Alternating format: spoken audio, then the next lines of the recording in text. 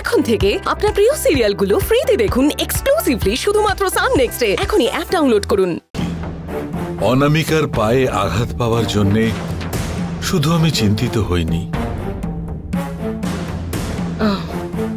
এটাই তাহলে কারণ? সেদিন সাইটে পুজো হওয়ার পর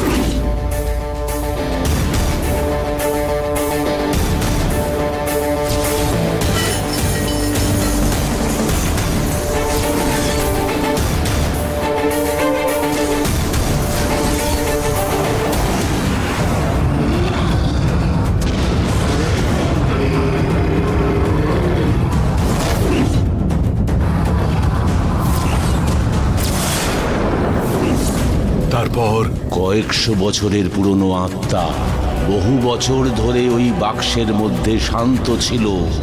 আপনি ওই বাক্সটাকে খুলে ওই আত্মাটাকে মুক্ত করে দিয়েছেন। বিশ্বাস না করার মতো অনেক জিনিস আছে, অনেক অশুভ শক্তি। তার সাথে দাদা এটার কি সম্পর্ক? যদি সম্পর্ক থাকে, যা যা অসুবিধা হওয়া উচিত নয় সব হবে বলে গুরুদেব বললেন। অনামিকার ওই আঘাতটাও তো সেই কারণেই হতে পারে, তাই না? আমার কিন্তু ভয় করছে রাই, এই ছোট ছোট বিষয়গুলো ছেড়ে দিলে পরে ওটাই বড় কোনো সমস্যা তৈরি করবে। আমার ঠিক সেই জন্যই ভয় করছে। আরে ওসব কিছু হবে না, তুমি কেন এত ভয় পাচ্ছ?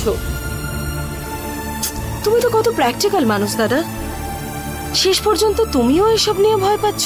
যতই প্র্যাকটিক্যাল মানুষ হই, ফ্যামিলি জড়িয়ে পড়লে ভয় তো লাগবেই, তাই না? দেখো, ভয় পাচ্ছ সেটা নয় ঠিক আছে, কিন্তু এই ভয়টা যদি তোমার দুর্বলতা হয়ে যায় তাহলে কিন্তু তোমায় খুব কষ্ট পেতে হবে।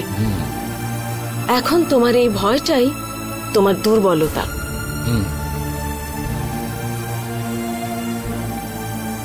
বিজনেসে যা হবে দেখা যাবে, তুমি এরকমই বলতে, আর এখন যা হয়নি সেটা নিয়ে তুমি এত ভেবে যাচ্ছ।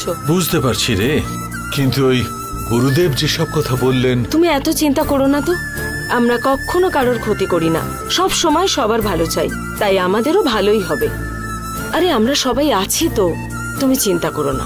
ঠিক আছে, আমি গিয়ে খাবার বাড়ছি, তুমি ফ্রেশ হয়ে এসো, সব ঠিক হয়ে যাবে। এই নিয়ে আর ভেবো না তুমি, ঠিক আছে? যাও।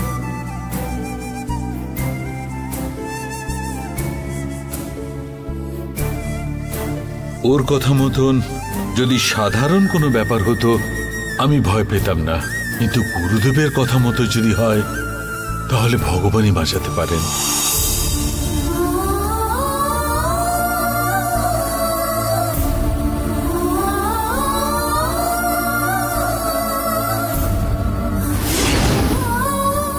ঈশ্বর, এত চিন্তা ওর মনের মধ্যে, কাউকে বলেনি, আমাকেও বলেনি। ওকে কোনো সাহায্য তো করতেই পারছি না, উল্টে ওর ঘাড়ে বোঝা হয়ে হুইল চেয়ারে বসে আছি। তোমাকেই ওর পাশে থাকতে হবে ঠাকুর।